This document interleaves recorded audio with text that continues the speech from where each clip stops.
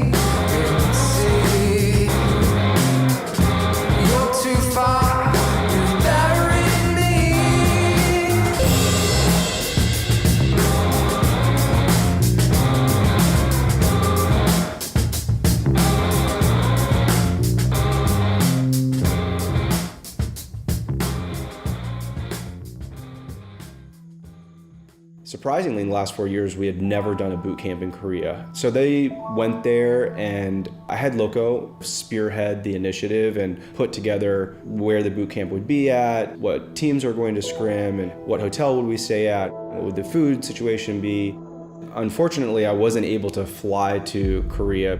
We were working on a very large partnership deal for Team Liquid that would have sizable impact on what 2017 would look like for the company. And that took priority over the boot camp. It was the first time where we did a boot camp where I wasn't close by with the team. Mistake number one. So I started to hear some of these problems, and I tried to fix them remotely, and it just kind of wasn't working. Honestly, the Korea trip was a pretty big failure before we even arrived. Everyone was let down, but especially I was let down, so then that made me frustrated, and then eventually my frustration just kind of led to a blow up. No, like you're playing it where you're just going through the motion and wasting the time instead of trying to win or instead of trying to recover. Like there's no talking about what we should do afterwards. There's no talking about how we're gonna win mid-game. There's no talking about how we're gonna team fight. Like you're just jungling. Yeah, that's my job, I'm a jungler. It's so effortless. Like you're not shot calling. Shot calling also part of your job. Like talking to your teammates, that's also part of your job. What was going to be a really productive boot camp and preparing during the off-season between the two splits ended up turning into a complete behavioral disaster. There was a few blow-ups between the players and Loco that had went so far that it was almost not repairable. Swallow the pride, because I know you really, really want to fucking win. Like there's times where I mean, there's no pride. I already said, yeah, I made the mistake. It won't happen again. I don't know what else you want me to say. Whether you want me to get in my time machine and go back before the scrim started and play differently, like I'll try. No, it's just how we deal with problems. When I made a mistake regarding pick and ban, I apologize and say like I'm sorry, like, and then we try to move on. Instead, like we went over the mistake. I saw that I was wrong, and I said, okay. Yeah, you guys why come here? You guys want practice, then you guys come here, right? So just blocking focus practice while blocking trolling. Even Joshi, you die, we still focus 4 people, but you always going there. And you always send me, you want fucking win summer split, then you should focus game. Yeah, maybe not anymore. Okay, then just don't practice. Okay. Most of these players, when they play in the West, they don't just play against the best team in their region. What they do is they play all the teams in LCS. And they maybe sometimes when they can't get practice against LCS, they might play the odd challenger team in scrims. And so unfortunately, they are used to, first of all, having a decent win rate. Even a team who's like 5th or 6th in LCS, like Team Liquid, might be able to, in scrims, have a 60-70% win rate. Maybe they win a pretty decent amount. If they go to Korea, the first week they get there, they're going to lose most of their scrims. And if they play the best teams, they're going to get destroyed where they have almost no chance to win. So that in itself destroys their confidence. And unfortunately, especially younger players, makes them think like, oh, not only am I not going to win now, but how could I ever win playing with these teammates? Something has to be done right now. We have to fix it all. And even worse, the secondary aspect is when they are playing in the West and things go badly, they can still keep telling themselves, you know what, there's a lot we can still improve. As we keep playing more tournaments, we'll get better. Remember, last split was the first split for these rookies.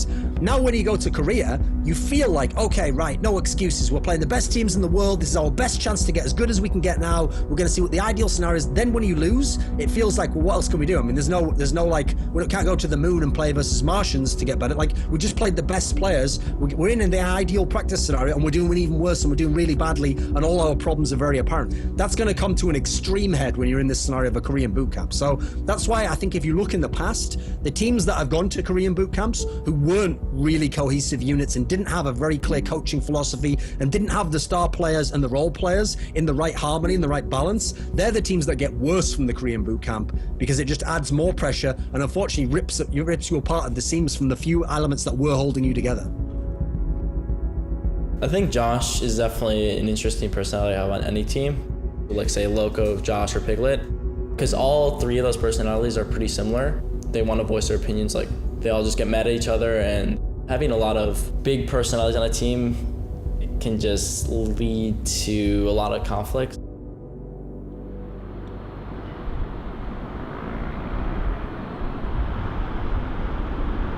being better than other players in the game doesn't give people right to like act like babies or shit on other people. And that's not just for you, like that's for me and that's for Josh, or that's even for Phoenix too. I'm sure like on SKT, like Faker probably has favoritism from Goma, and other people feel that way about me and you. And I still want to have like continuously good relationship with you, but I want it to be like a fair relationship between you and me and other people too. I think you should be more revered and you should have more say, but for that to happen, your play has to always be top notch, which you've been good with, but your mentality and your behavior towards things outside of the game also have to be good. Do you agree with the things said? Maybe that's the best answer I'm going to get out of Josh and Piglet.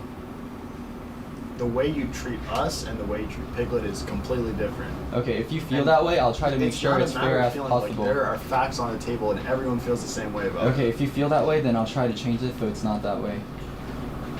Whatever, dude. I mean, as you said, like we're gonna have different relationship with me and him, and like me and you, and yeah, and you're gonna treat him like a baby that he is, and you're gonna be hard on me because yeah, I'm the actual one that's working hard to improve the things that I'm bad at. That was a bit emotionally charged, but well, I mean, historically, Piglet's been the same thing the whole time, no? Yeah, it's. I mean, has Piglet improved? Yeah, he's improved. Yeah, he's improved. Yeah, but like the root problem is still there, as you call them, root problems, and those don't seem to be going away anytime I don't think he's improved that much though. Like he spent an entire game not talking. That's yeah, that game classic. was really bad. everyone had an idea of what we were gonna do, but Piglet's idea was totally different. I don't know, he was just lazy. Like, we all went there and it's a boot camp, and that means we're gonna play all day. We're gonna try super hard and get ready for the next split and try to win it, because we were all like super let down from getting fourth. When we arrived, like, Piglet only played the game during scrim hours, and then like after scrim hours he was out like with his girlfriend, with his friends and stuff, and like he was out every night like drinking with like Impact and Reaper, his Korean friends that were there too. So it was like really awful work ethic that we're not used to seeing Piglet have, and it frustrated me a lot, because I'm sitting there playing like 18 hours a day with a wrist injury, just like killing my wrist, and then I got some dude just like jerking off. I'm just doesn't talk. I'm still trying hard. Okay, so from my definition of try hard is both in play and also in terms of how you guys talk. So I don't think you're trying hard when you're not talking, and I don't think Josh is trying hard when Josh is being passive aggressive. How I can talk like? Okay, let me finish and then we can go over what is like the little details of it. Like, there's times where Josh is actually like really helpful to you, and then he's like, yo, Piglet, you need to talk, like, what do you need bottom? And then there's times where Josh is like, this is a fucking 4v5, like, there's no point to play this game, like, why are we fucking playing this? Can we just pause here?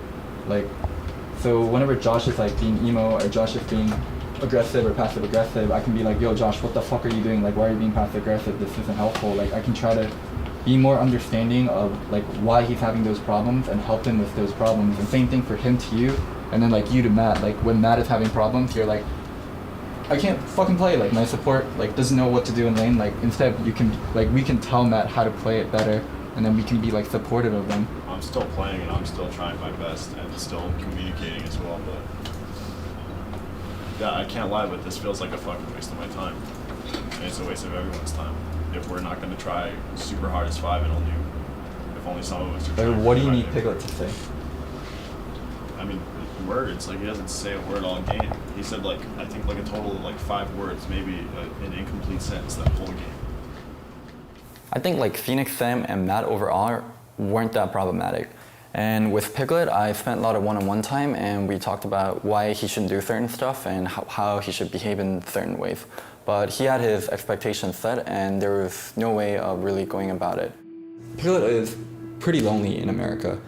He doesn't have that many close friends. Only close friend I could really think of would be Impact and Phoenix, and because Phoenix got a girlfriend about like last split or 2 splits ago, him and Phoenix have been pretty distant. And then also Impact used to live with NRG, and NRG was really far from us. So Piglet actually didn't have a lot of close friends, and he was really lonely. And he spent a lot of time just on Skype with his girlfriend whenever we were done with scrims, and he needed to be more incorporated with the team, and he didn't connect that well with the players because they were much younger than him, and also the culture is really different. So the only people that he could really like socialize with were me and David. And in Spring Split, our schedule was pretty intense. So on Sundays, I would take time off, and sometimes he would hang out with David, and sometimes David would take time off. So he was really lonely. So when he went to Korea and he had a lot of opportunities to see his friends, see his girlfriend, he took a lot of them. So I would say during games itself, his motivation was really high, but outside of practice, his motivation wasn't high as it could be. 막 11시 반이나 그때 하는 게 없어.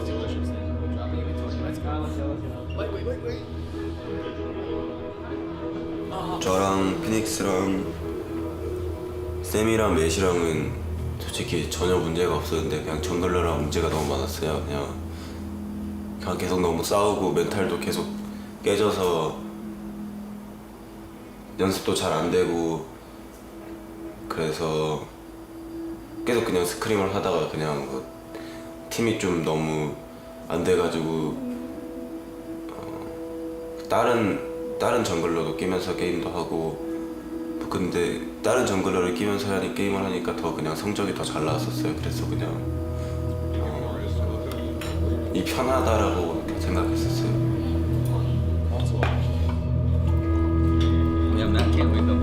Wait, I left my phone downstairs and I was hoping Piglet had more. Instead of Ashley getting ready. We have one extra. Well, I'm actually really responsible.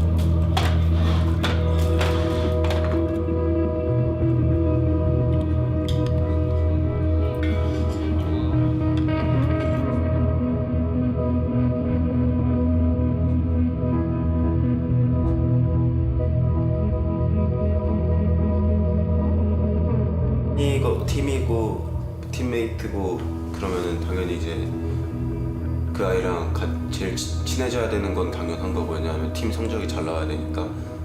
그래서 근데 이게 저한테도 너무 힘들었고 팀한테도 너무 힘들었을 거예요. 너무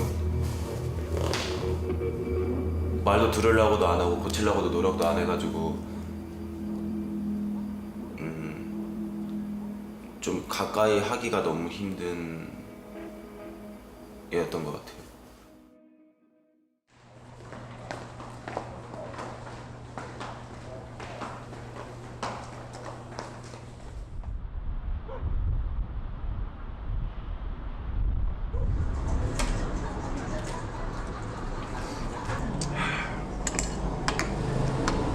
Probably that's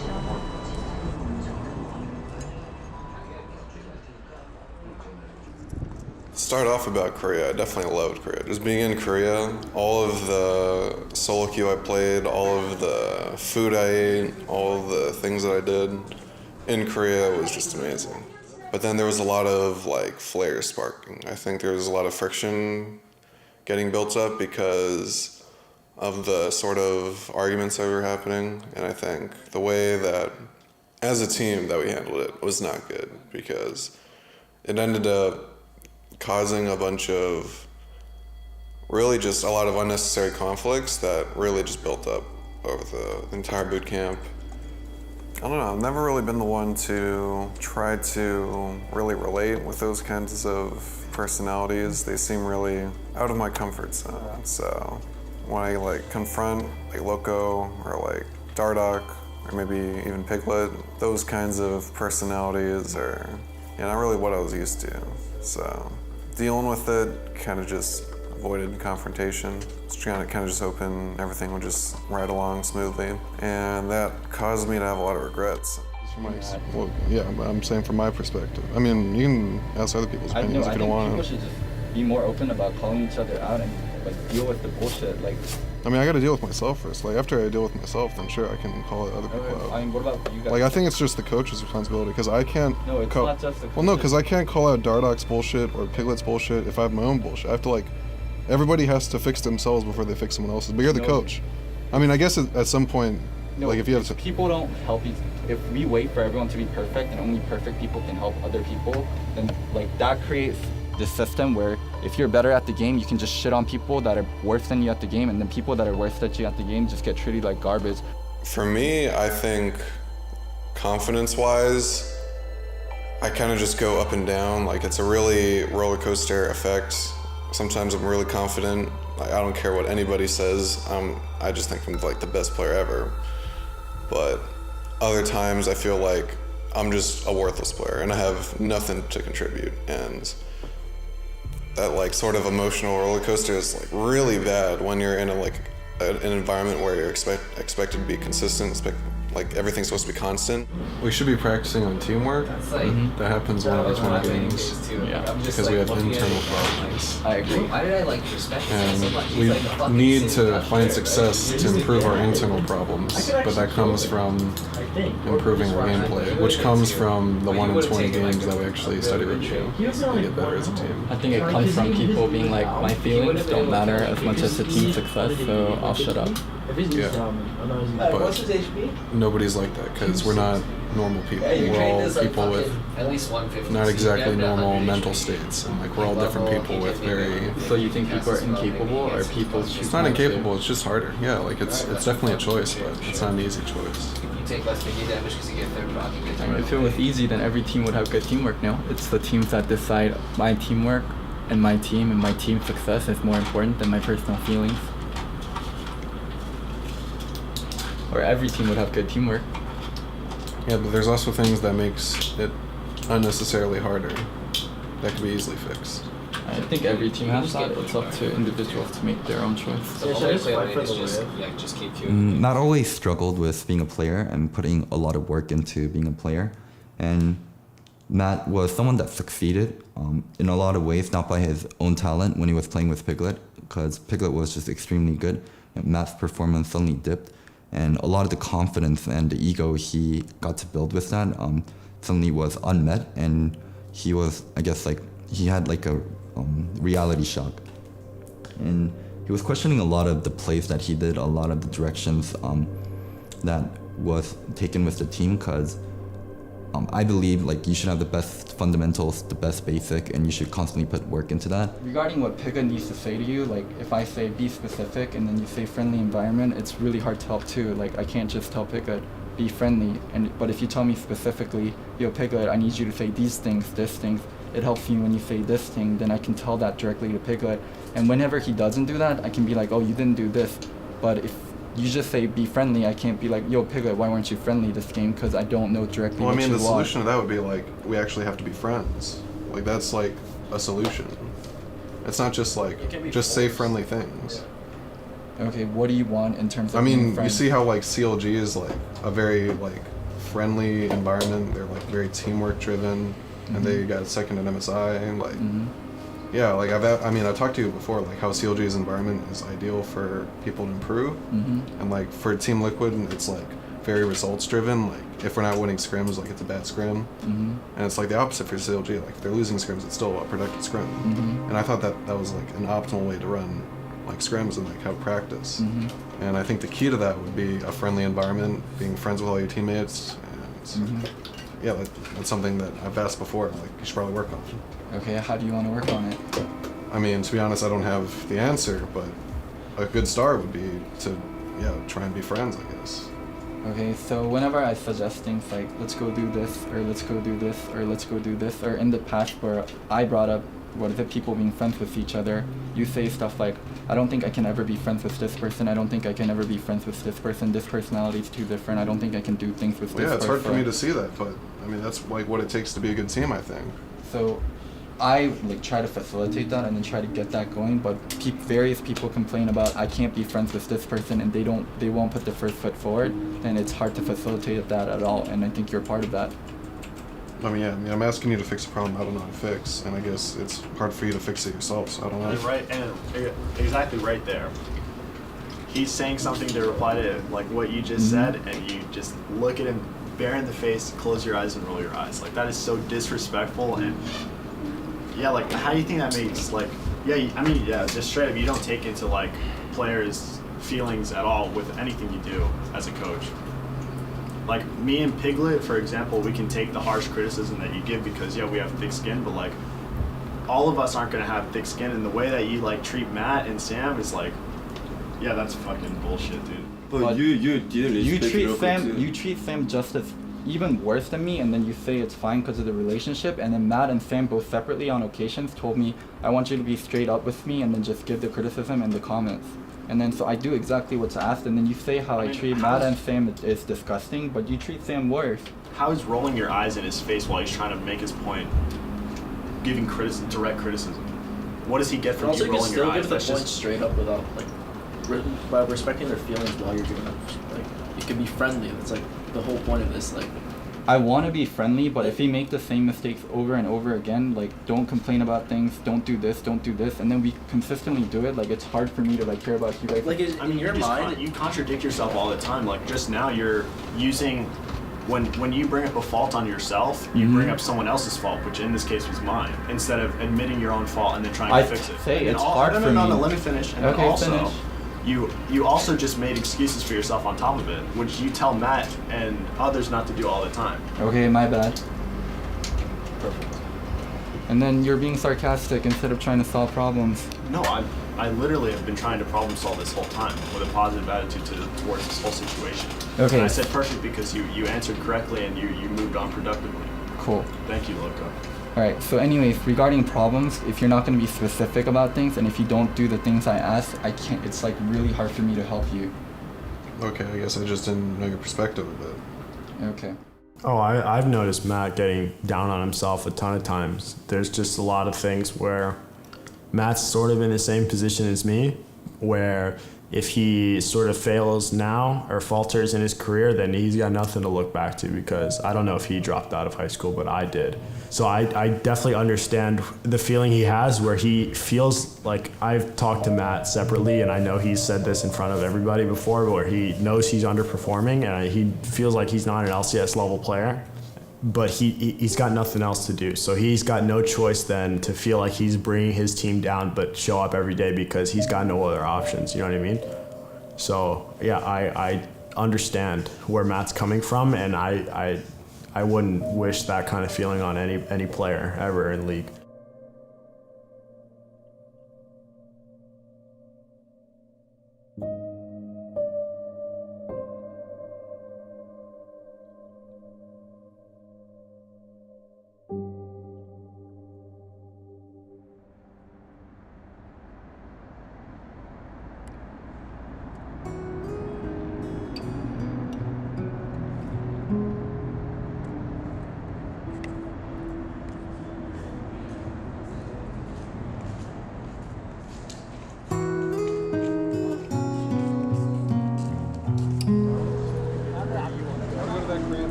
Oh no, it was extremely volatile Korea in the scrim room, but outside of the scrim room, we all loved each other.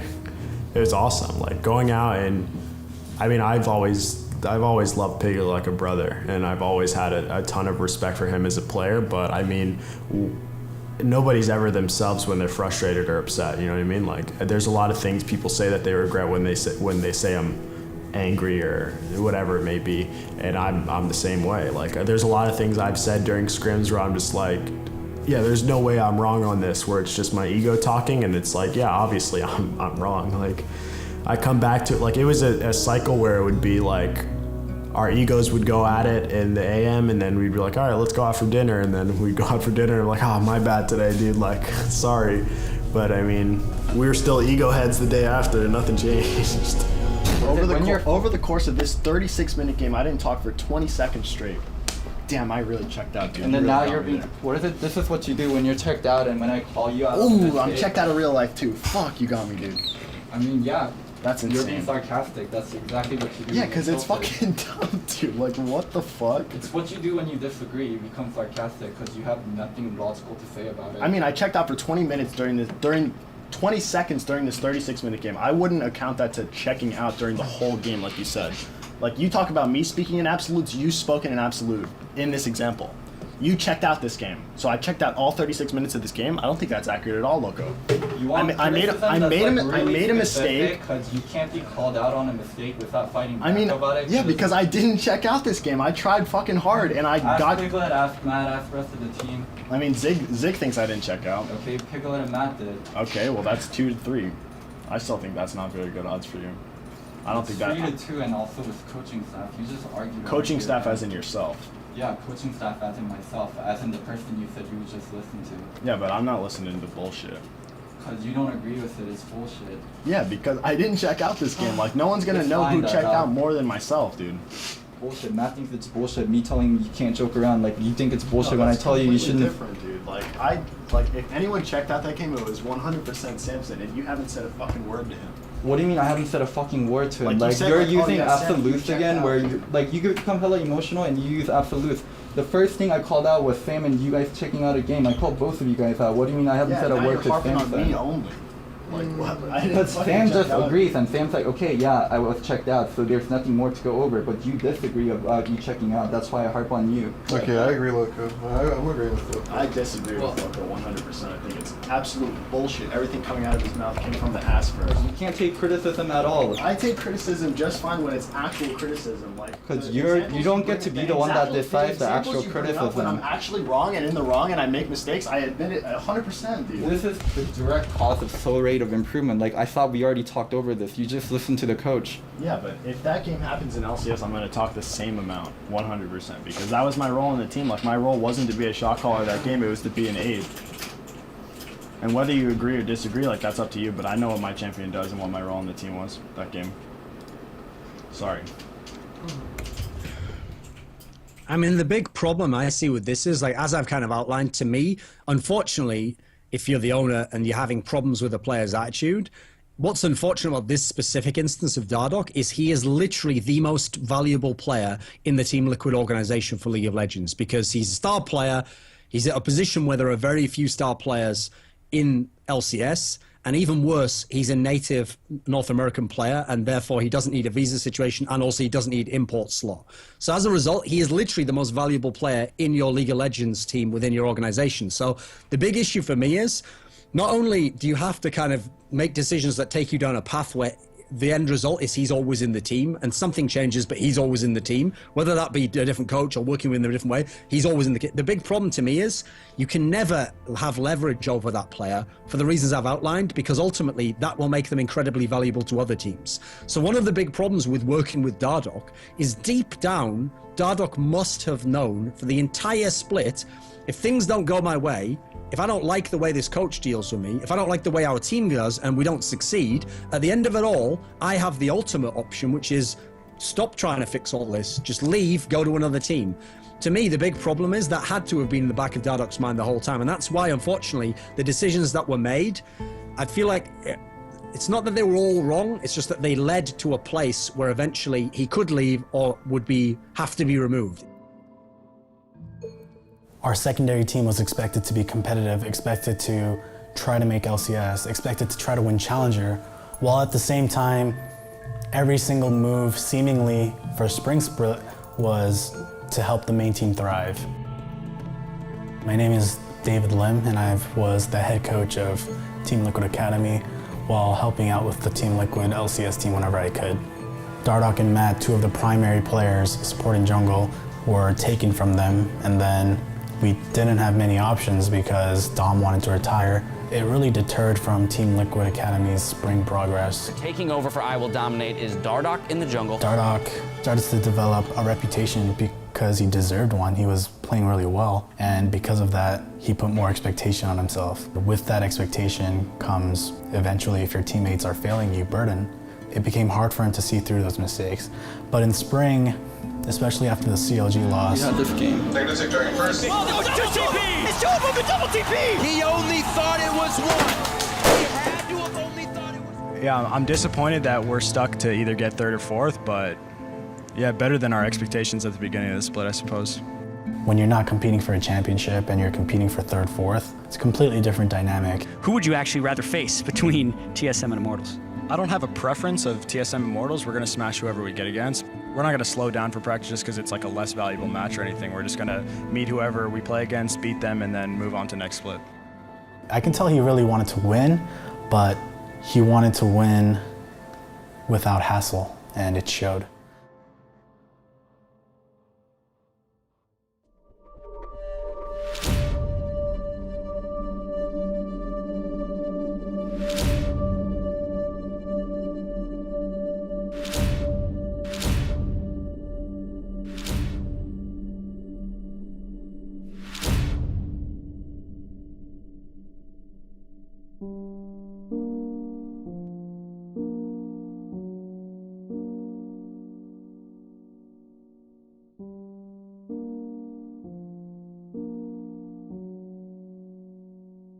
When you're an employee of a company, there's a certain way that you need to behave.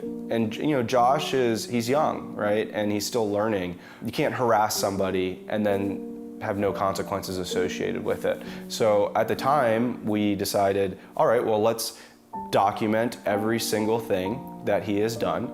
And at the same time, let's also take a look at the coaching staff and the organization and look at the things that we have contributed as well. And let's list all of them out. There needed to be consequences with Josh for his actions, and he needed to understand that you can't behave that way. So we suspended him at that time, and the suspension lasted for 2 weeks on the calendar date, and we had to make a decision on whether or not we would use him going into LCS or not. With your behavior, the way that you compete as an athlete. One of the things that I think is an issue is your self-awareness, like your ability to recognize what you're doing and then control your emotions. You just kind of act as you feel. And that's a sign of immaturity. Right? You just act however you feel. There's no thought to it. It's just all reactionary based. When this happens, then things escalate. really fast. I know my role. Better than anyone in this organization, I know my role. And I will stand by that 100%. Okay, so yeah, I mean, you tell me a bunch of shit. And you say you don't care. Separate the issue. Like, you guys can't keep doing this back and forth bullshit. Like, I'm gonna just cut it off right now. This is just us listing issues. If you guys are gonna do the back and forth thing, you guys need to like take a minute to step out and cool down, because that can't happen if we're gonna have a productive meeting. All right. Like, I don't want you to come in and go, oh, can I counter argue? I don't want you to argue with points that are being made, even if you want to try to dispute and prove your side. That's not the time for this room. I'll actually pick that. Even now, he's obviously upset. Like, he's fucking spam flicking his lighter. He's like having to step out every 5 seconds because he's mad. Like, this isn't a productive argument either way. Like, he's obviously upset, and it's like really like pissing me off. Okay, so what I'd recommend is let's just take a break, and we'll just pick up tomorrow on stuff. This is like a work in progress. Not gonna solve everything. Can you go sit with Dardoch for a little bit and just like make sure he's cool and hey, just want to see how things are going, you know? I'm telling you, Loco, the way that you did that was sending a non-verbal message to everyone in the room. Yes. Just wait a second. The non-verbal communication can be as strong, if not stronger, than what you actually say. Okay, and you were communicating based on how you did that. I'm mad. I'm frustrated. Fuck Dardoch. I don't like this. All these things that you were saying, just based on how you acted. Mm-hmm. And I mean, did you feel the same thing? Yes. It was really obvious. It's really, but no. I'm saying the non-verbal communication sent that message to you in your head. It also sent that message to Dardoch. So it's how you carry yourself. So instead of, let's say, Nick, I think we should all step out of the room, you should be like, Nick, good idea. Why don't we all just take a break? I gotta piss. I'm gonna step out real fast, guys. Just kind of regroup. Okay. And you make eye contact with everybody. You look at Dardoch, like, cool. Is it okay if I step out? And then you step out. That would have sent the message like, oh, I appreciate the suggestion about stepping out. I am not mad. I am in control of my emotions. That's not what happened. And here's my advice, is that this is an area where you need to develop. Like, you have a problem with, almost like Dardoch, it's kind of funny that way, where you just show your emotions very quickly on your sleeve. From my point of view, like, I thought he was gonna cry, so no one told me to. I was like, oh shit, he's gonna cry, and like, I don't want it to be like a fucking mess. So I went and got him toilet paper, like, look right behind you, like, I don't want it to like make a mess of himself, and like, I still care, like, so make sure like you're not crying on yourself. Your perception's off. Okay, in this instance it is. Your intentions are good. Your intentions are great. We don't need to dig into it anymore. All I'm saying is that when we've talked about, it's so funny how like some of the things are so similar, but about being more self-aware of what is going on, it requires people that care about you, like me, and to give you feedback so that you can develop. And it's not about judging, it's literally so that we can work together in a better way. Just think more that your communication is not just what you say. It's how you act, it's fidgeting, like that. You know, it's a lot of that stuff. You know, everything is sending a message. Okay. Just be more thoughtful about what you're communicating, even if you're not talking.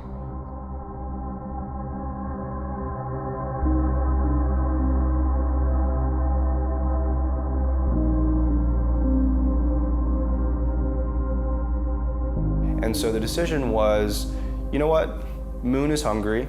He really wants to play in LCS. He's been playing really well in Challenger. Why not give him a shot? Let's see what he has, to offer. A lot of rookies step up, and I have absolutely no problem giving someone that's really hungry, that works really hard, that's proved results, an opportunity to prove themselves, especially when the counterpart to that position is acting more entitled. So for me, it was a pretty easy conclusion that, yes, let's give Moon a shot. From what I've heard, it's like mainly Dardoch. I'm hearing a lot of it is like attitude and communication problems.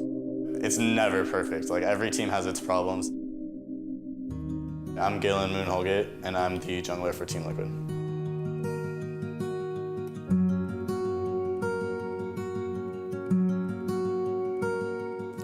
Our team chemistry on TLA is amazing. Like, everyone is so funny.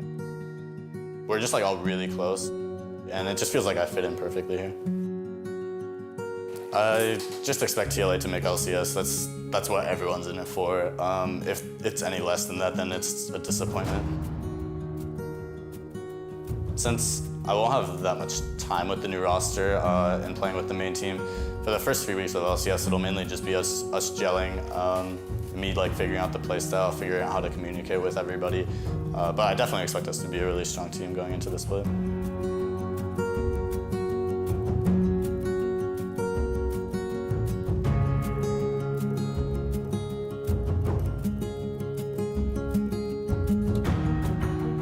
The problem with removing Dardoch, to me, over removing Piglet, is I don't see what the future of the main Team Liquid team is if you remove Dardoch. Like, are you just going to bring him back later when his attitude's been readjusted, that like fucking crazy Orwellian term that people use nowadays?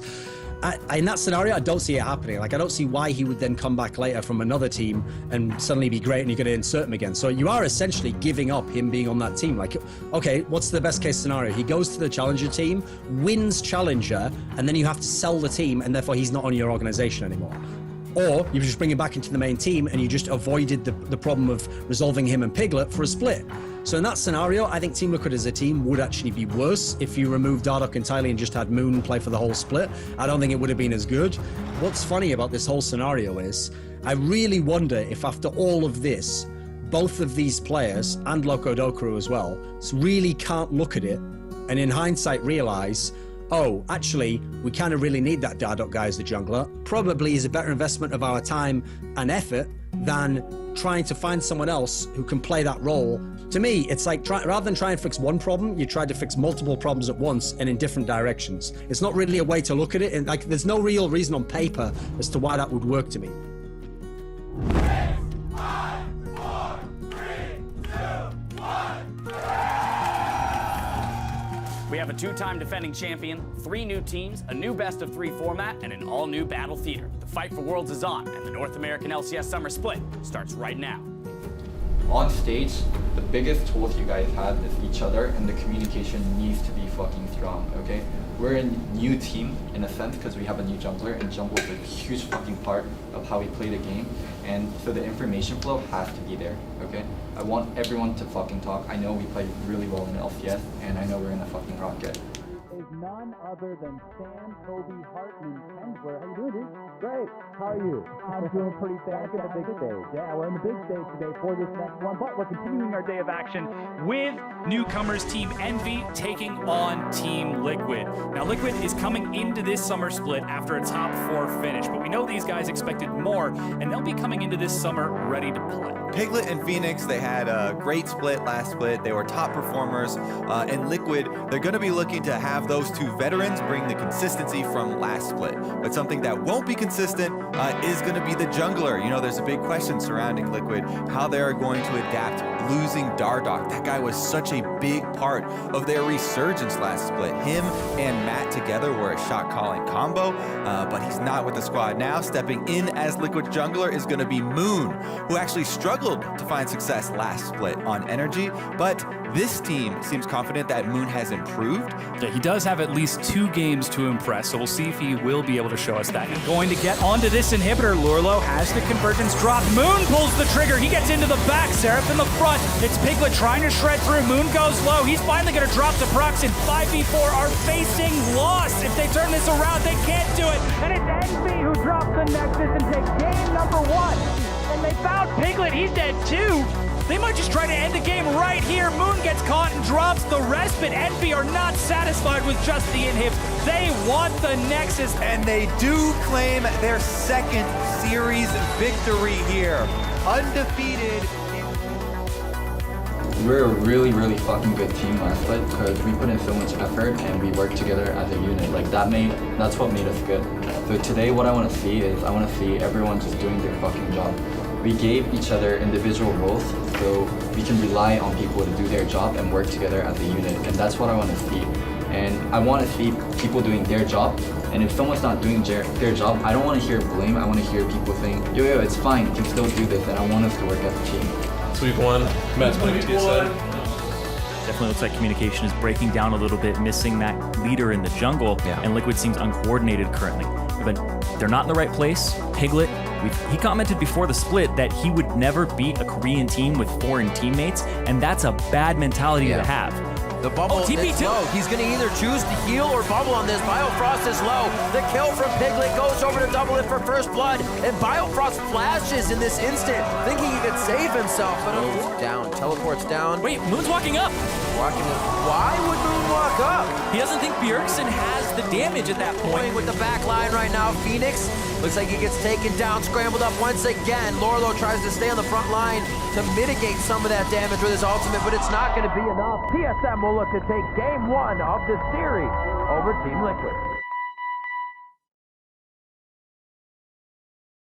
I don't think why we're losing is Moon's fault primarily. Could he be playing better? Of course. Is it his fault solely alone? No. We wanted to give Moon an opportunity to prove himself, and unfortunately, Moon did not prove himself. You know, can Moon improve? Can he kind of get out of this? Of course, but in sports, you don't have the luxury of time. It was a large, intense, consultative mediation process that the organization invested into improving Dardoch, and he was responsive to that. So at that point, we said, look, let's get Josh back in there and let's see what this guy's got to prove. That pushed Liquid to the brink, so Liquid are now making adjustments. They will sub in Dardoch for game 2. The question is, will this change Liquid's fortunes? Because that seems a little bit like desperation there if they're subbing him in, even though they had suspended him. Oh yeah, after the Korean thing where I was implicated back in the team because they would have gotten relegated without me. They made me promise to like do everything. Like we had agreements, like there's things Loco wanted to see from me, I wanted to see from him. We played nice and then we went back to normal, pretty much. They want any chance, but so is Hanser. We're fine. We can do this, Go Rek'Sai, go Rek'Sai. Well, gonna come through. Go on Lucian, actually. Come on, Lucian, I'm Lucian. Yeah, we're good. We can win this. On a zero. Kill zero. How long? 3 seconds W. We have Victor. We can go. Nice. Keep going. That's fine. Back.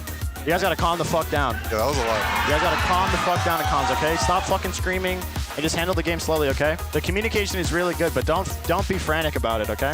It's not the end of the world if one of us talks. Coming. I think Bard might be there before me because he has portal. Okay. Phoenix with the flash this time. Careful, Remember, portal. he just used One is here. in the bot lane. Bottom mid. I'm coming mid. No, I need help. I'm going down. Lucian. Ulting. Kill Rek'Sai, just kill Rek'Sai. Turret. I'm here. Oh, yeah, Bard. 80 flash. Lucian. My bad. Fuck, we should have killed turret. My bad. Liquid and now puts them down in the ground. Lorlo will be the next one. Biofrost trying to get on the other side of the mini. All right, fight of a lifetime, baby. Life anymore. They're still going strong. They're still going with smiles on their faces, and they're going on to the Nexus. TSM will be 2-0 in the first week of the NALCS. I think people thought there were easy solutions. People thought, oh, if we just take Dardoch out for a little while and bench him, that'll teach him a lesson, and he'll really see how when we bring in this other jungler, we work better as, oh shit, yeah, we're way worse with that guy. Please, Dardoch, come back. So then that has accomplished nothing. We'll be seeing Liquid in action in our first series, and we have to talk about Dardoch returning to the lineup here and what that means for Liquid. Well, I love the storyline behind all this. You got a bad boy jungler who's really talented, but gets benched from attitude, and then he has to get brought back just from his sheer skill, and now he has to make sure that he can bring the team together back and make these guys work. And to be honest, in that last game that they played last week, it looked like the entire team and not him was shaky. We benched Moon back to the TLA to bring Dardoch back to carry our team. They know he can't stop the flash on Burrow, and they know his ultimate is already down a little bit. Here we go. Dardoch's in. Flash on Burrow is good. Lorlo dives in under the turret, and it's first blood to Aurelia. They're under the turret, but Dardoch more than enough health. He was probably thinking, all right, I can carry this team, I can lead this team. Ulti's way back in. Afromu forced to flash out. Nexus turret number 2 does melt. The Nexus will fall on Team Liquid. A convincing game number 1. And as things were falling apart, he couldn't control his emotions, and he had really bad comms where he was giving up really early. He was saying, oh, we fucking lost, we can't win this game, what the fuck, what are we doing? Just fucking do Baron or some shit, dude. I want to go to the next game already. Let's just keep starting, man. This shit is so fucking pointless. What the hell? I just want to play the next one. And that was like the final nail in the coffin. I think Piglet told me, real talk, that some of his bad SKT days, there was teammates of his saying that kind of stuff, and that's why he wanted to leave that team. And he didn't want to hear it anymore. And when it's a game day, no matter what, we should be playing to win, no matter what circumstances, and you shouldn't be giving up. Oh, holy fucking sauce, dude. I'm hitting sway, dude. Alright, we're fucking all done. That was like the real tipping point for Piglet, I'd imagine, because I mean, I was feeling pretty tilted off that, how Dardoch on LCS stage was saying, okay, we'll just fucking give up. I was like, what? Why would you say let's give up on LCS stage? And then Piglet probably tilted the hell out of, like, just off the face of the earth. Just try and fucking take their KDAs or some shit, dude. Take their KDAs. Get in there, Samson. This is my Maokai KDA. Bye, Piggy. He gave up in Piglet's eyes, and Piglet viewed that as very, very disrespectful towards him and the rest of the team. So he, like, I think that's when, like, trigger flipped, and he was like, oh, I'm no longer willing to work with Dardoch. Can they end yet or what? God damn. Yeah, this one's a bit over, boys. Do we get it over with, or do you guys want to keep playing? Just let them get... Let them in? Okay, just keep pushing. When Piglet was playing on the main team, the conflict between Piglet and Josh was pretty high. We decided to move Piglet down to TLA and move Fabi up to the main team. It was a mixture of Piglet wanting a week break. He's never had stage experience, so we wanted to give that to him because he asked for it.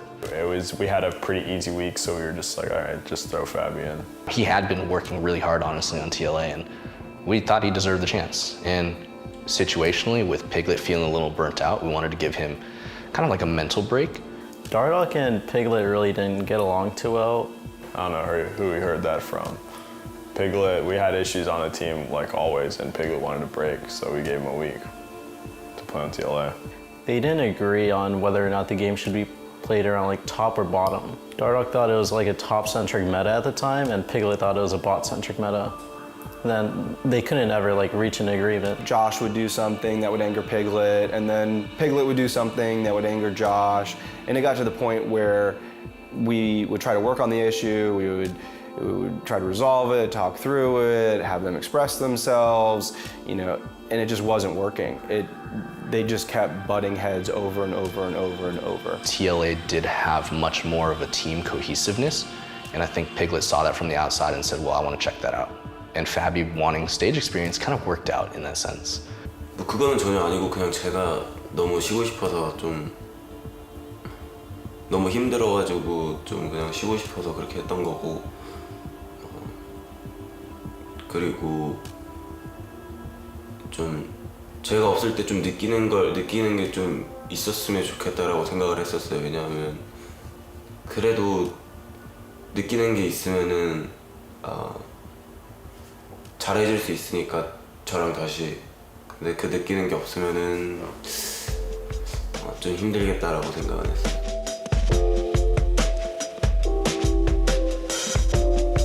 Instead of running two teams that were kind of helping each other and that you could move the roster back and forth, I was running two completely different teams, and they weren't helping each other. They were actually competing with one another, and I had to make each team as good as possible. The other four players that were on Team Liquid Academy really wanted to play with Piglet, and on the other hand, we had a lot of issues between Piglet and Dardoch on the main team. I thought, okay, well, what if Piglet were to play for Team Liquid Academy? How would he feel about that? So we spent 3 or 4 days and we had Piglet playing with the team, and he loved it. Like, he was just elated. He was like communicating more. The other 4 players loved him. He was super happy. His mood went up. He was just enjoying life. Like, you could just tell in his behavior. I would ask him, hey, Piglet, how's things are going? He's like, they're amazing. I love it here. I love playing for this team. Like, teammates just look up to me, and we're winning, and this is just fun. And I want to go back to what's being fun. the alternative was, okay, well then why don't we move Fabi up to play for LCS? And leading into that decision, Fabi was just decimating in NACS. Like, if you go back and watch the matches in NACS where Fabi was playing before we did the switch, his KDAs and how he was carrying the games was just unreal. So it was kind of like, well, we're still getting a really damn good AD carry for the LCS team, and Piglet's enjoying the NACS team.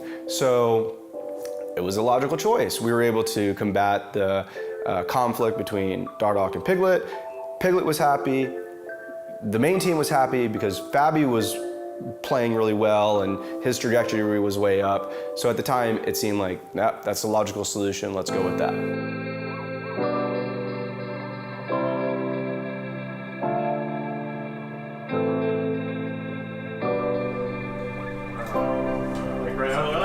Right now, if he wasn't overheated, we kill him all. Because he's overheated, you guys have to make the call, okay? Let's be Yeah. Kill him on the choke. Yeah, I just thought that, Carnage kind of counters. So when I worked with Fabi on TLA, he had a lot of motivation, he had a lot of drive, and he was actually a really good player. And I thought he would do decently well, and I thought at first he did do decently well. Ask questions and talk to your teammates, okay? Don't assume stuff, and if you're not getting something done, talk to each other. Yo guys, we need to come here. Yo guys, what do you want to do? Yo guys, what lane setup we need to be? Like, if you're not in sync, it's because you guys... Like in Challenger, I was like, either I carry or we lose. But like now it's like, I'm not gonna carry, but I'm gonna make sure Phoenix carries or Sam carries or even Dardoch carries. Like I'll make sure they carry. By playing, you know, utility style where I play to help my teammates rather than I play for my own, like, you know, sake. I'm not gonna be farming bot all game, trying to scale up. I'm gonna be grouping up more, looking for picks with my teammates, moving around the map with them, giving up farm for that. And that's like sort of my style right now. Story coming out of Liquid tonight has to be the substitution of Liquid Academy player Fabi in for Piglet at AD carry. Not yourself, or somebody else. It heals them, but he's gonna need something more. Tyrion, he's knocked out from the turret, flashes over the wall, takes a lot, and Fabi gets the kill. Gate gets knocked up, and he's destroyed. Team Liquid are going to break the base and try to end this game, taking a quick 2-0 over Phoenix 1. Yeah, 26 minutes in, these games have kicked up. Quickly, Dardoch walled off once again. Popskill's runs north of Phoenix over the wall. They want this fight, actually, and it's going to be him zoning out OQ, who's actually surviving reasonably well, has a Hexbreaker. But look at Kiwikin, he's already going to be going down, and the Egg Pop, it's 2 kills, it's 3 kills, it's Liquid killing absolutely everybody, and 2 more autos will do it. That will be the game, that will be the series. Liquid improved to 3-3.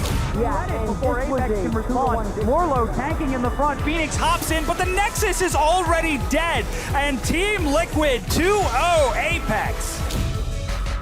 Takes him out, the ult is close, Melter flashes in and gets on with the Chaos Storm, and now Phoenix, and in blisteringly fast fashion, Immortals claim a 2-0 over Team Liquid. Turtle gonna casual triple. Alright. Dardoch gets himself a kill, sneaking in to get plowed down as well. Yeah, Impact not enough to try and take this down. Team Liquid is going to charge forward and take down the Nexus. Cloud9 will finally fall as Team Liquid topple a Giant to take the series. Yeah, and C9 was looking so good last week. It felt normal. It felt real.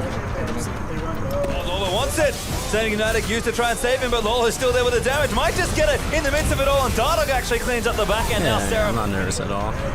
I feel a lot better about the game. Well, just being on stage. Still gotta work on my play. Will be a kill picked up. First blood goes over to Fabi, and the only recourse the fact that KFO gets Raid arrow goes to OQ. That gives them time to take down the AD carry. Hold off Liquid, the 2-0.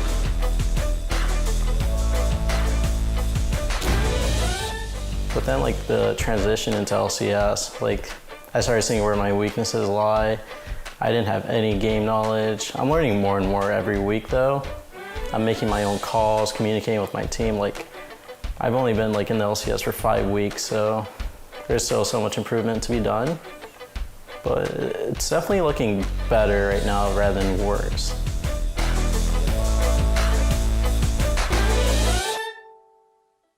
When I first talked to Piglet, it was like, I love playing on TLA. I actually feel like I have a voice. Like it actually feels like they respect me and care about me and they want to play with me.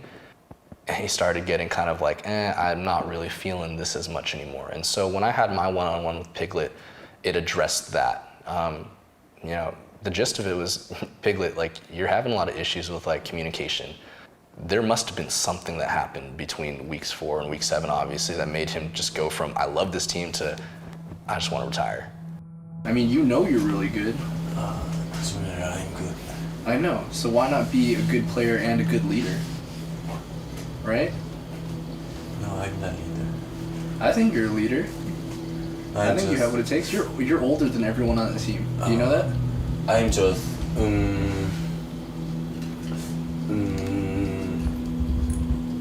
I'm just player. Yeah.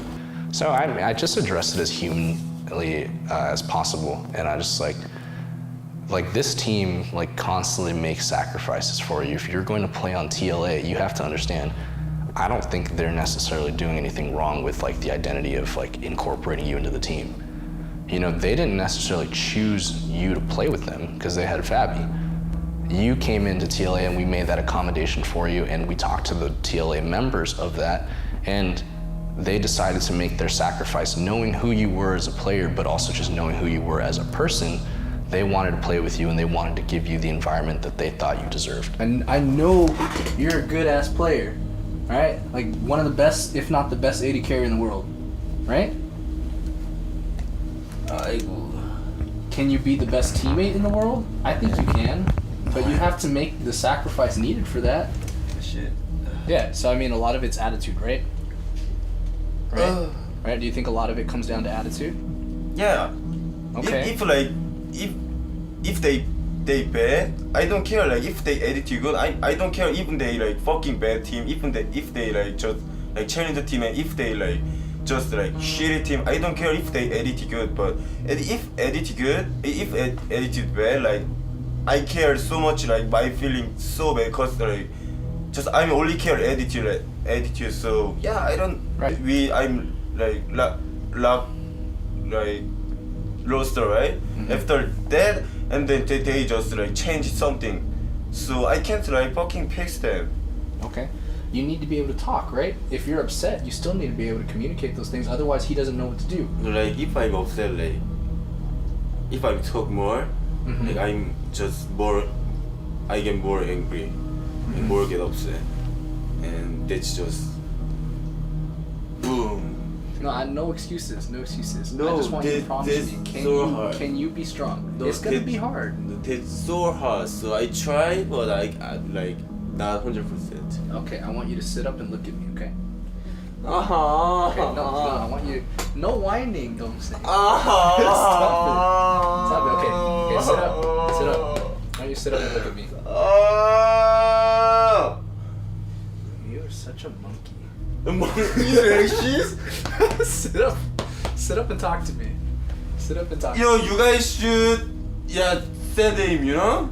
Sit up and talk to me. He said me, monkey. Cute monkey. Okay. You guys think I'm monkey? Or maybe. Okay, sit up and talk to me. Oh, I don't want to sit. If I sit like I just need. more tired. I need you to sit so you can promise.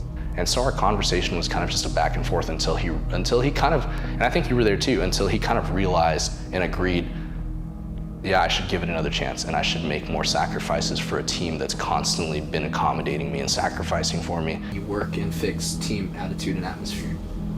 Promise me that you will work on your attitude. But sometimes I'm getting upset. I know. Maybe not sometimes, like. Maybe a lot of times. Yeah. Okay, yeah. I know. A lot of times. I know. So. I know, but can you promise that you will work on it? Yeah, I try. Like, okay, I can try it. Okay. Yeah, I try. Change my attitude and like, but I just get upset too much. Like, right. So yeah.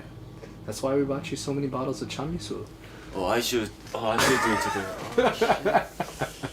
All right, take it easy though, okay? All right. Do you promise though? Yes. Yes. Okay, I promise I work with you too. Okay. Okay. All right. Tomorrow, I know that you have scrims and stuff, so Up top is the dive. Oh yeah, Moon dives. RF Legendary will go down. Ooh. Poppers takes a lot, but so too, and takes the series 2-0 over Enix in a very commanding win. Team Liquid Academy have just secured the second. We didn't have the best week of practice for sure, but really good way to end out the season. We have 6 days until playoffs. Pulls Coup back in, and Team Liquid Academy are cleaning up with 3 kills, and they're not going for the Dragon. They're heading towards the Baron. Team Liquid Academy 2-0 so far. Will go mid, knocks into a Blaze Olive for a lot of damage. First blood, Golden Glue. Ken hops over the Nexus, but the Nexus turrets are going down, and Team Liquid Academy will take the series and advance to the Challenger Series Finals. We're a playmaking team. We either dominate them or we play slow, and it's not how we play. Look to dominate. Look to dominate. And we'll win this series. Okay, guys? But he actually drops before getting the pull out. Equalizer tries to reset for Cloud9. Challenger could be looking to take this game here, and now they drop onto the Nexus turrets themselves. We're going to Game 3 as Team Liquid Academy take Game 2 over Cloud9. He gets disappeared by Cloud9 Challenger as they pick up 4 kills. Solo, the sole survivor, will watch the Nexus fall. Standing, but they do not stand a chance. Team Liquid Academy even it up, and we are going to Game 5. He's going to be the pick. And Ramus. What? Hold the phone. Last second timer.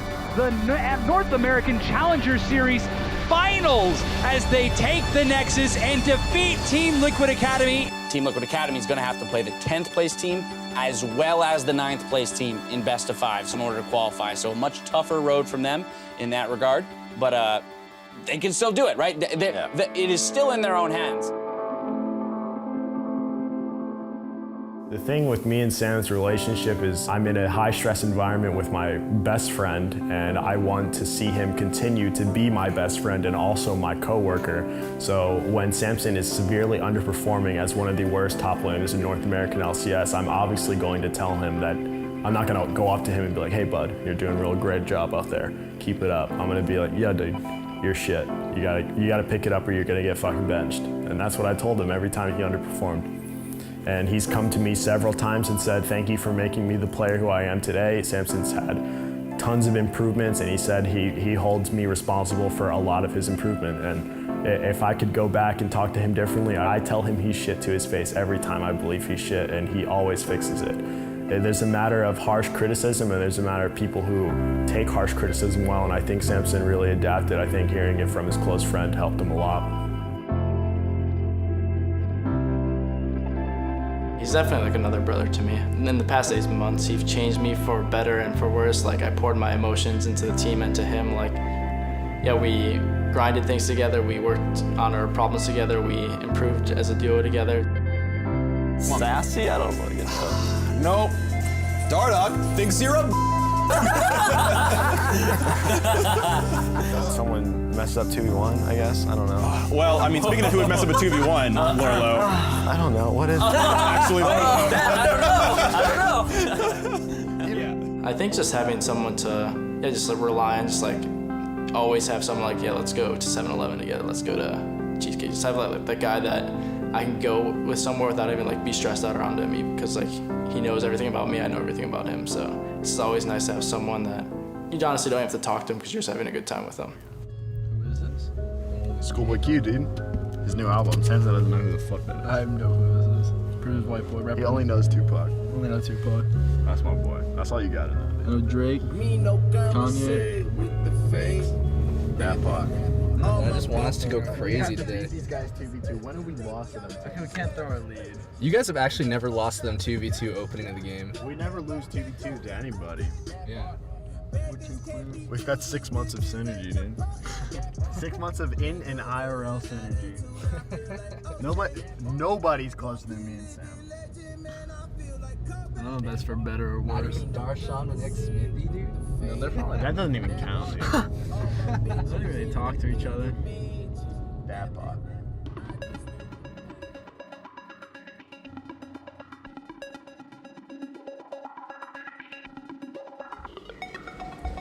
Do I tweet the picture of me and Sam and the caption is Apex is fucking free or what? I'd say no. He just tweeted, prepare your cheese. Which insinuates that they need to cheese us to You've win. already tweeted that? It's important. You already tweeted that, Sam? No, you don't shit talk people that are like easily worse than you. You shit talk the better people. Yeah, but they've shit talked us before. Just look at the tweet. Just retweet their tweet and just be like, fuck free that. packs. I gotta make my own. I gotta hype up the match, you know? Oh, yeah.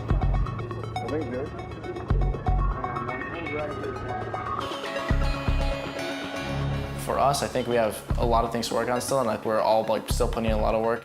And I think at the end of the day, Liquid will have like a really good shot at making a world. So playing it pretty well. Still getting dove. There's ulti in. Ray gonna get taken down, and first blood goes to Dardoch. Ooh, unlucky.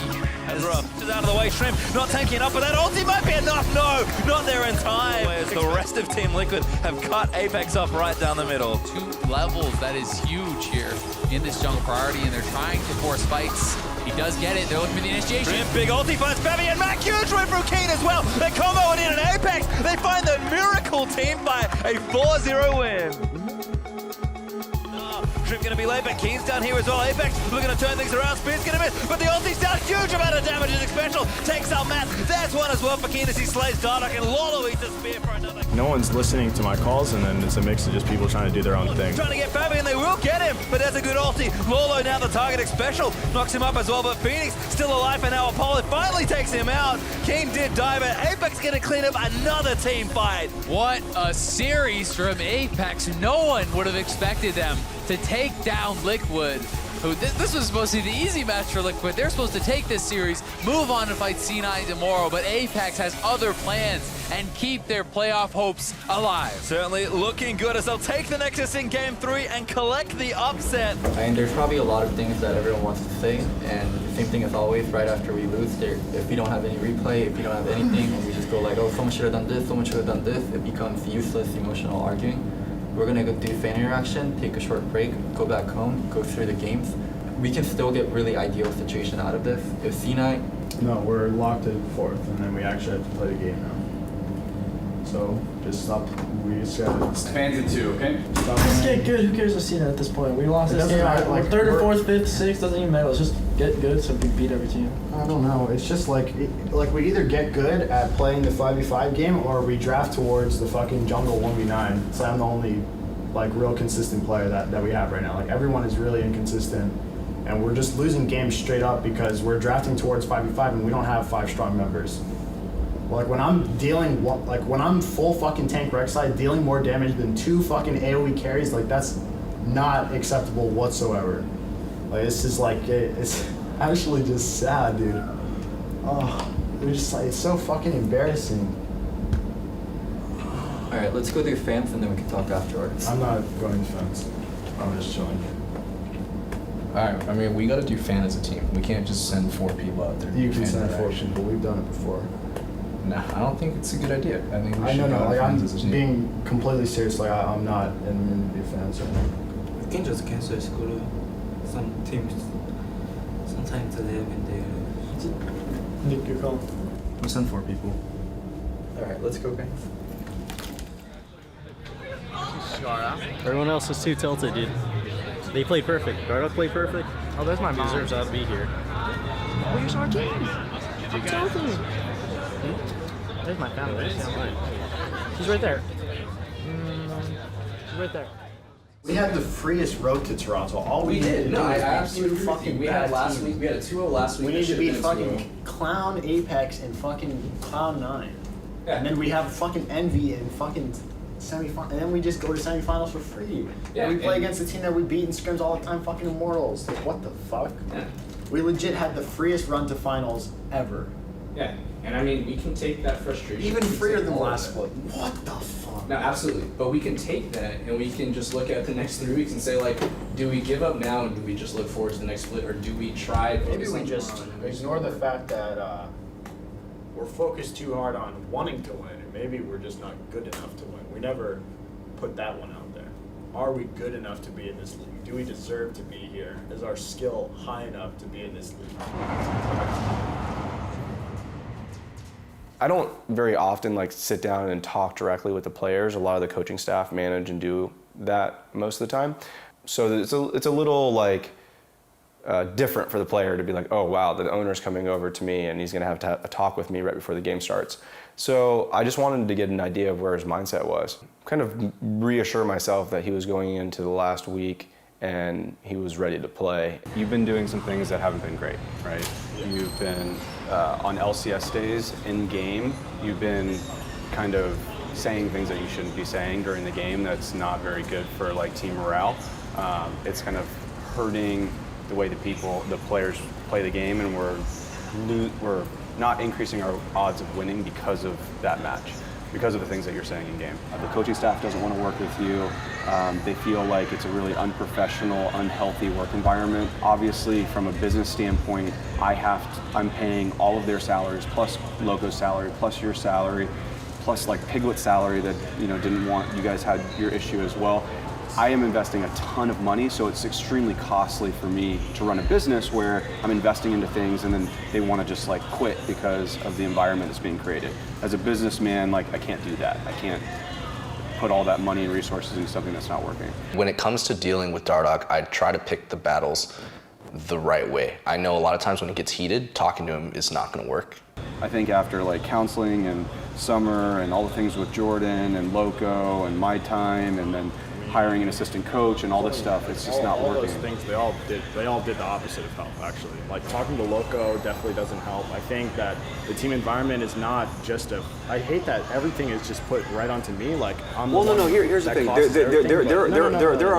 Listen. There are other things that are going on. Trust me.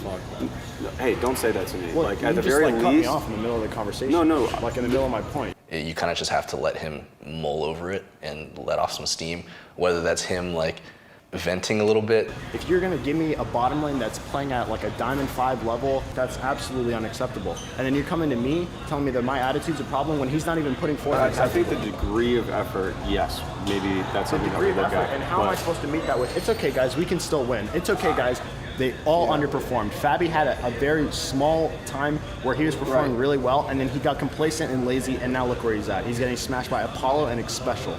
Yeah, I think that there's definitely valid points to that. I think that we need to make greater strides. I don't think that you can say that I've made all this progress and now I get to then still have some issues in game. Like, I should hold you accountable to a higher standard so that at least the issues that we have, I don't have to worry about focusing my energy with you. Instead, your actions are making me put energy and resources into this when it could go somewhere else. Yeah. Okay? I So understand. why not become the best athlete, not just a better athlete than you were 6 months ago? When you look at like the outside picture and you understand like the fucking weight of that game and that set yesterday on me especially, I want Worlds more than any player on this fucking team. I don't give a fuck who they are. I don't care about local, I don't care about Phoenix. I want this more than anyone. I put forth way more effort. I put all my life into this. I fucking sacrificed so much. I left my normal life. I sacrificed school. I dropped out of fucking high school to move out here and play this video game professionally, and I expected professionalism and hard work from my teammates. And that set, I expect the same thing. I that want the set, same thing. if we win and we go 2-0, we 2-0 today, we're Worlds. Fucking bound for Worlds. No chance. And when I'm met with that level of play, and all I say is that the game's over, that is, honestly, that's an A+, honestly, from my point of view, because what I wanted to say is I want to quit the game. I don't want to play on the stage with these underperforming players. I love your passion, Josh. Honestly, I get it. It gets me fired up. I love it, okay? The only things are in-game stuff, and we've got to make a better effort on some of this stuff. Let me handle the things with our bot lane, okay? And I'll put my effort there. I got it. Okay, buddy? All right. I want nothing more than to win, but I do too. It just gets overwhelming sometimes. All right, let's go. Liquid hoping to forget it ever happened. Cloud9 one kill short of a perfect game to start their series against Liquid. The next one's going to get smashed. If they don't dive the fountain, they're going to get them all. The call not going to mean anything. Medios blocks in, says, don't you dare, I'm a fat man, and knocks it down. A 2-0, 36-minute game. Like, we have the ability to buckle down if we all take We it can be the seriously. Cinderella story. We could. CLG was a Cinderella story last split, and there've been a lot of teams that go from fucking awful seeding and awful regular split and then just win the whole thing. So I think we can do it as well. And just on think our good about days, we take sets on effort. The amount of effort you put in is the result we get. I feel like for every single one of you guys, when you guys didn't put in effort, you guys played like shit, and when you guys put in a lot of effort, you guys played well. I'm not talking about as a team, but as individual performance. Your performance directly correlates with your effort. Yeah, and how seriously you take it affects it a lot. That's good.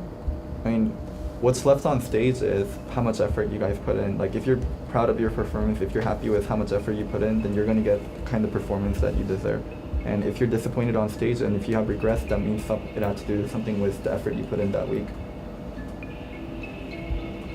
Be honest with yourself and think about how much effort you put in, and if you're really satisfied, and think about what you can change for playoffs.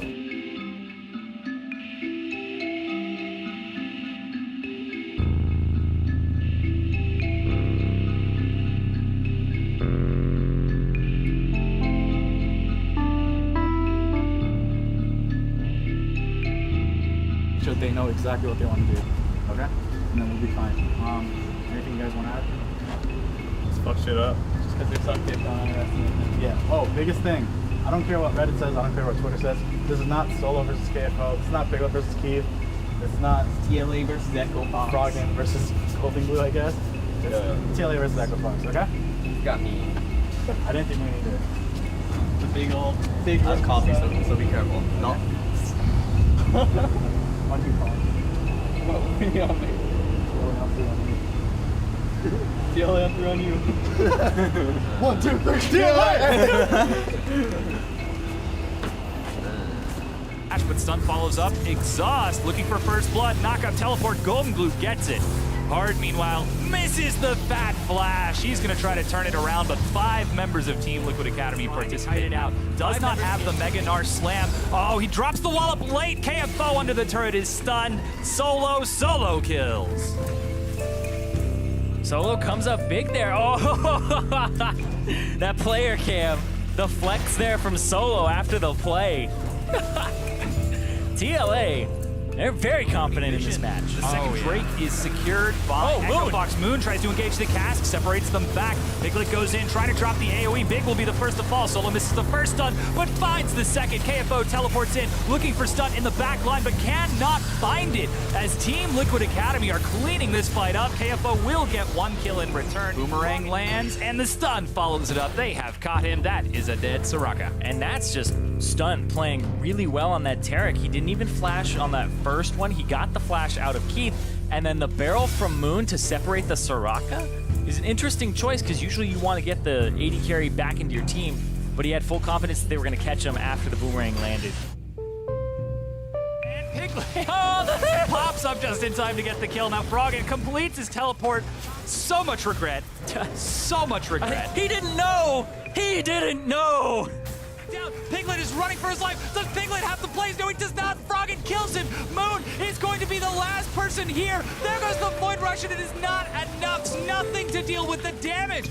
And Echo Fox might have done it. They scare away the rest. Keith even dropping a bit of BM as he drops into the Nexus. Really close series. Really close series. It sucks a lot. And I know all of us signed here with one goal. It was to win. And unfortunately, we didn't win enough. I'm truly sorry for that. Know that every single one of you has improved a lot. And no matter where your paths go, whether you stay with us or look to seek other options or whatever happens, I know that this was a stepping stone into reaching higher achievements for your career. I know a lot of you guys improved. None of your guys' careers are going to go down from here. It can only go up from here. And again, I'm really sorry for today's loss. It really sucks.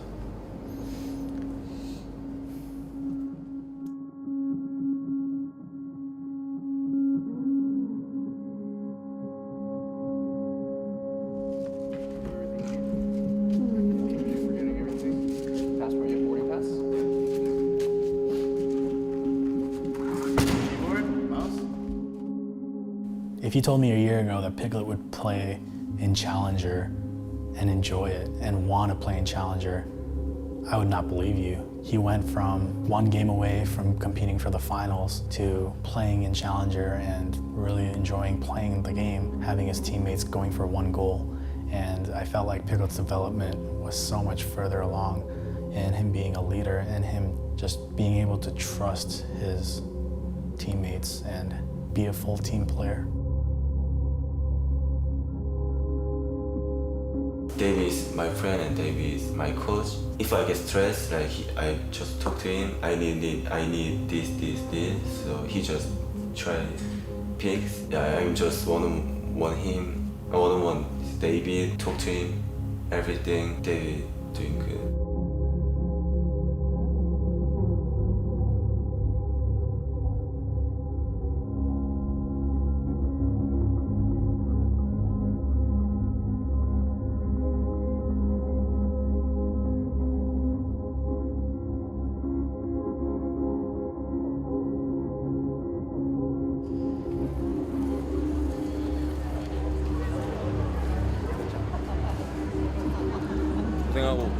Bye. Okay. Bye.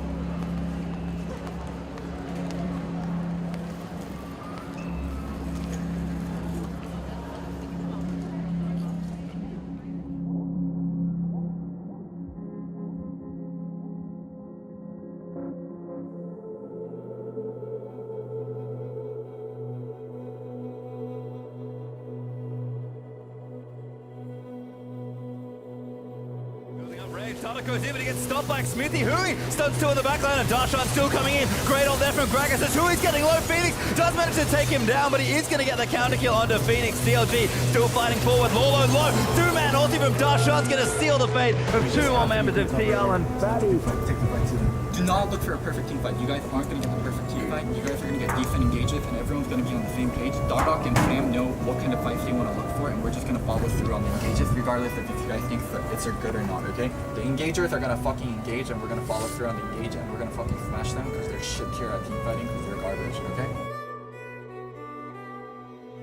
Darshan goes all the way in. Hui managed to tag him. Fabi, they will get him, but Darshan taking damage. Hui also getting jumped by Lawler, but CLG peel and managed to take him down. Nah has gone down. Phoenix flashes in looking for more. Firing away. Gets one. Is CLG going to start to go wild in the base of Team Liquid. Nexus hopefully though, it's going to go down. And a chaotic ends the game to CLG up 2-0. I'm just, whatever. Just pick me whatever. Let's just fucking lose with these.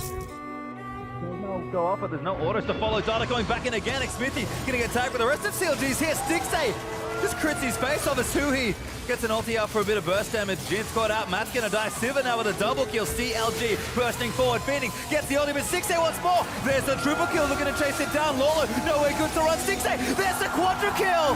Jin the only one left alive with no flash. They can do it. CLG. Show that while Team Liquid's talent may be undeniable, their poise is unbreakable. 26 minutes in, that's gonna wrap it up here.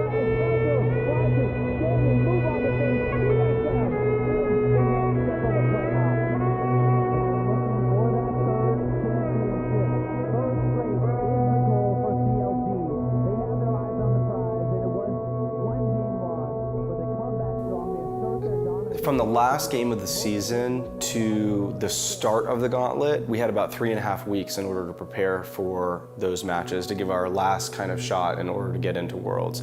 In a holistic team view, you want to make sure that the health and mentality of the other 4 players are up to snuff too. And so we made that decision with the other players in mind. We wanted to give them kind of room to excel without feeling like someone is breathing down their throat on every single mistake that they make. We thought, okay, if we continue as is, and we've just had the recent result of the last 2 weeks, we go into the gauntlet, can we fix those issues over these next 3 weeks? Or is it better to just kind of shake things up and try something completely new?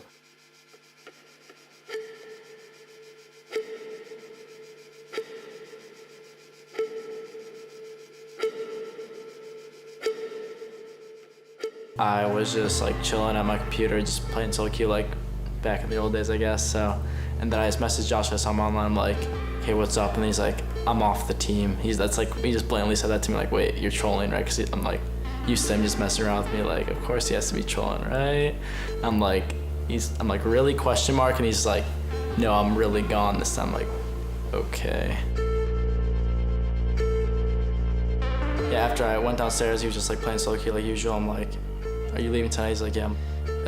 Okay. So like I asked him if he needed help packing. He said he already packed, and then I walked him out to the car. He met his new Echo Fox manager. That's probably one of the saddest days of my life, to be honest. After he left, it was about like 9 o'clock. I went up to the roof. I was just like messaging my girlfriend a little bit. I messaged my good friend named Ben. I was like talking about like everything. I also just messaged Nick. I messaged Loco, and then Loco came up and he just talked to me about the good but also the bad. And it was just a long night, definitely a lot of crying. Probably one of the most depressing, sad nights of my life. It was really, really hard.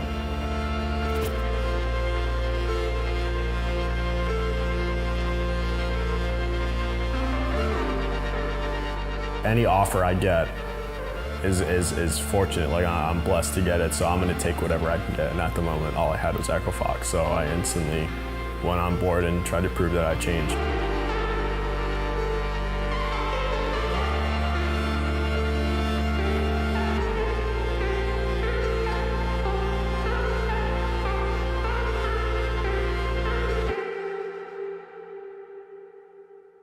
Let's try a really healthy environment where we bring in somebody that maybe doesn't really know how to play jungle in his role, but is the #1 rank in North America on the ladder, obviously has a lot of mechanical skill. Can we teach him as much as we possibly can about the top jungle picks and kind of the rotational macro game over those 3 weeks, and let's see how he performs.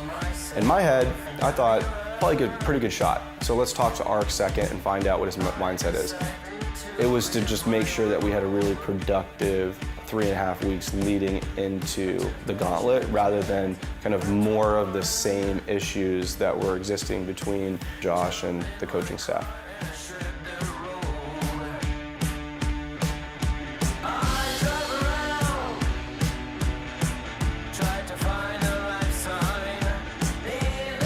We're back here to qualify our third and final team to Worlds. Team Liquid has kind of tempered expectations, while Envy is maybe getting a little bit of a boon from the fact that Team Liquid is in a bit of disarray. Before all this stuff happened with like the roster changes, you would think that Liquid are the favorites coming into it.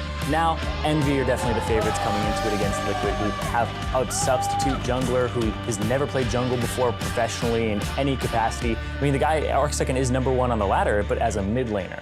Arc Second is gonna make his debut. Flash, he could, doesn't go for the outplay. There's the auto attack, there's first blood. Arc Second is gonna show up, and it's gonna be nice for Liquid. They're the first kill coming through for the new jungle. No, they're gonna go back in for this one.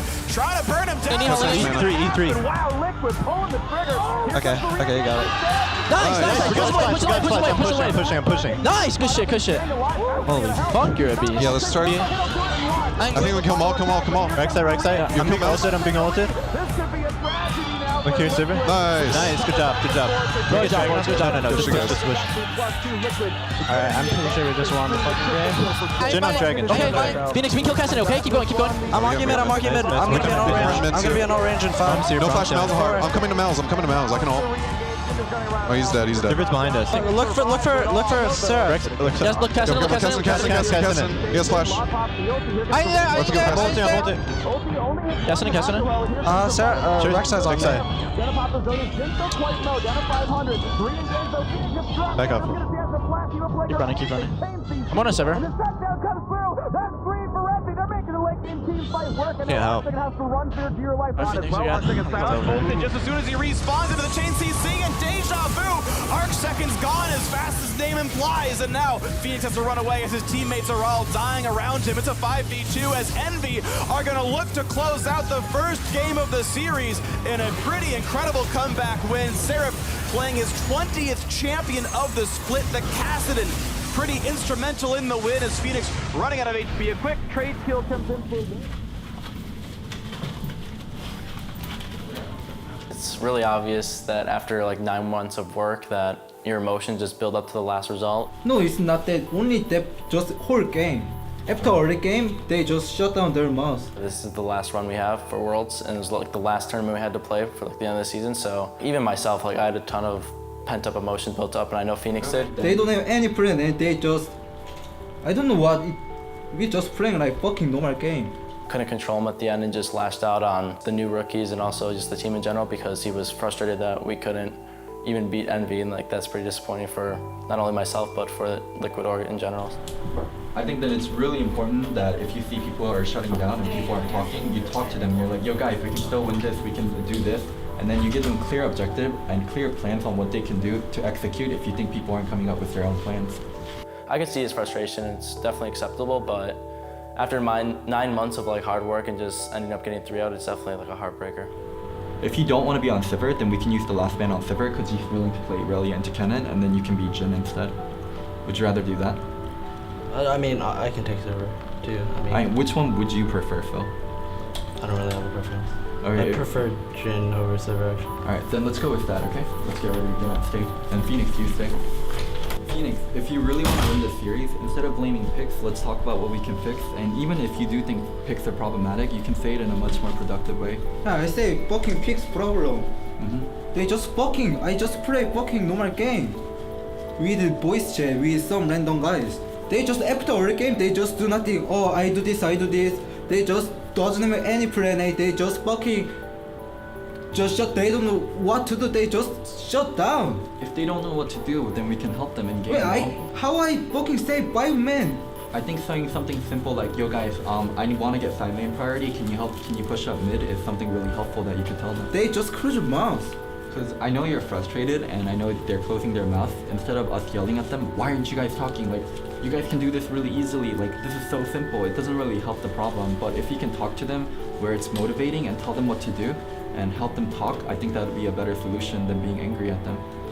Not being angry, then they, okay, yeah, if they don't know, if they say something, I can that, but they just say nothing. They are saying nothing because they don't know what to say, and also they feel a lot less comfortable on stage than you. You've been playing longer and you're a better player and you have more experience than them. So I just make them just open their mouth. I think you did a decent job of making them open their mouth, but we can even do a better job. We can put confidence in them instead of telling them, just talk. Like, why aren't you guys talking? I think going with that approach is gonna shut them down more, especially Matt. I think Matt's the one that's having the hardest time talk. Matt not talking is from lack of confidence. So when we're angry at him and we're like, you can just say this, you should just say this, then it makes them more likely to talk less, not more. Yeah, I know you just pick by the for giving confidence. I gave the free choice of I said either Trundle or Bard, it's up to you, Matt. And you say Bard is fine. You know, we like lose every Bard game and we have every Alright, we'll be right there. We have every same problem after Bard game, but this is already 7 times in a row. I definitely agree, and I would much prefer Trundle, but Matt's not the type of player that can handle being told what to do, and he has to feel confidence in it. There are certain limitations with certain players.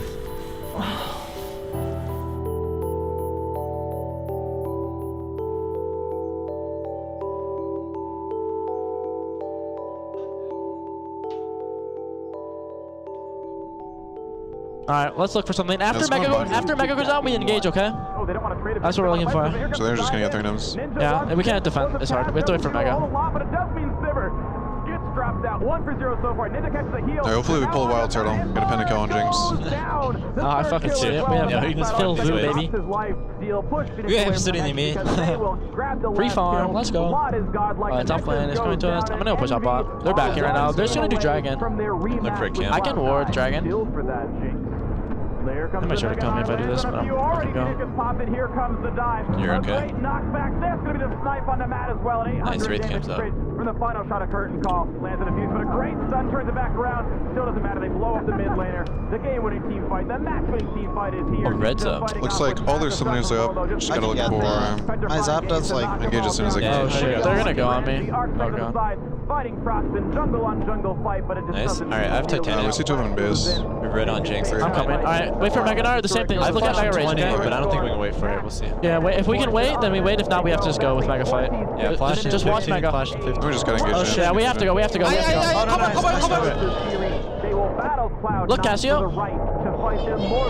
I flashed. I'm going to Casio. I'm going to Casio. Really, skill cast. I'm looking at Jin. I flash him, yeah. I'm on Gragas.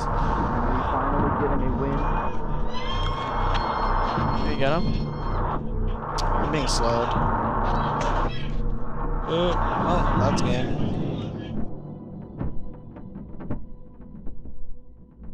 Amen. The situation we were given was definitely a hard one. Like going into Gauntlet versus teams that have been playing together for almost the entire split, with 2 rookies, 1 with role swap. I think the expectations we set for ourselves, in scrim, sometimes we met them, sometimes we didn't. Our environment was good, our environment was bad, but we always put in effort. And I really like that everyone, like even in like the darkest times where we lost Dardoch, we lost Piglet, like we're still fucking working at it, people aren't giving up. We scrimmed more in the last week than we ever did on a regular LCS week. We played more games per average per day, we reviewed more per day, we watched more clips per day, we reviewed more bots in the last 2 weeks than we did. And I did think we showed a lot of progress in terms of where we were and where we ended at. Results are definitely disappointing for everyone. I don't want you guys to beat yourself about it, but I don't also want you guys to be satisfied with like what we accomplished, because to be honest, we didn't accomplish a lot this split and not a lot this year. And overall this split, like I'm not satisfied with the results, but from the rookies, or from every player, I've been pretty satisfied with your growth and how much effort everyone put in. All right, let's go through fan interaction. One last one. For the Rebirth. For the Rebirth. Okay. James, do it. Come here. One last one. Okay. Go get in here. Come here, Lemur. All right. On 3. 1, 2, 3. Liquid.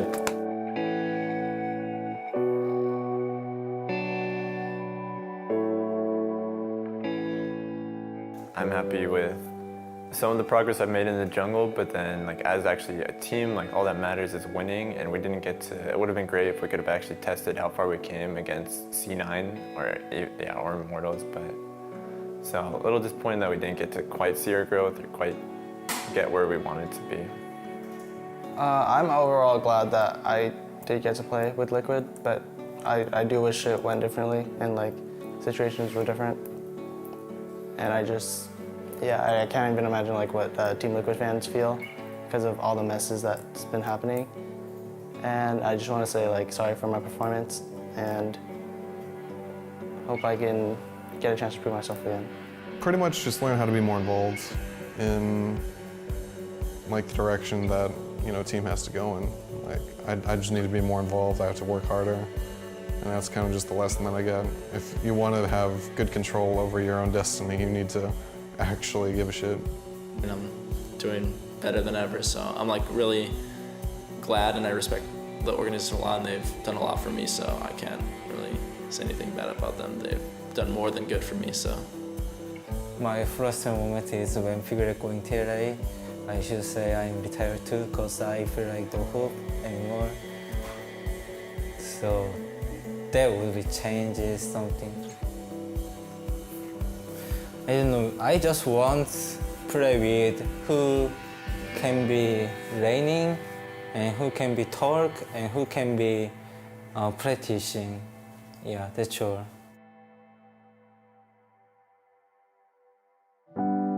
I would take the individual happiness of one of my players to take like 6th place in a split and have the entirety of Liquid fans and the entirety of the Reddit community just trash an organization. I'm fine with that because I don't have a professional relationship with Reddit. I don't have a professional relationship with Team Liquid fans. I have a professional relationship and genuine care for the individuals that I interact with on a daily basis. So I made myself into the person I am because I worked my ass off and I had values that I've stuck to for all of my life.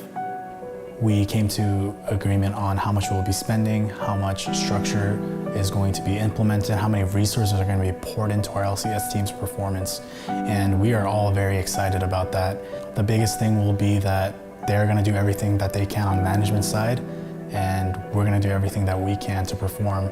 The roster that we're potentially looking at is something that will be very exciting. I honestly believe that we will be a championship contending team next year. I'm ready to lead that.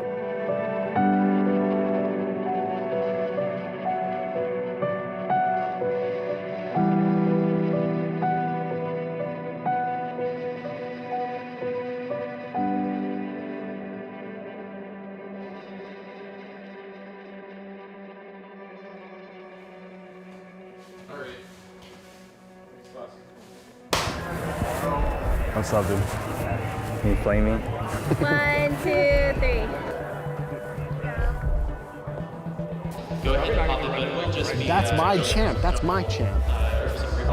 3303489. My biggest regret in my career so far was how I acted towards and how I treated Piglet, where I saw him as like my older brother, and he looked out for me all the time and tried to make me the best player that I could be.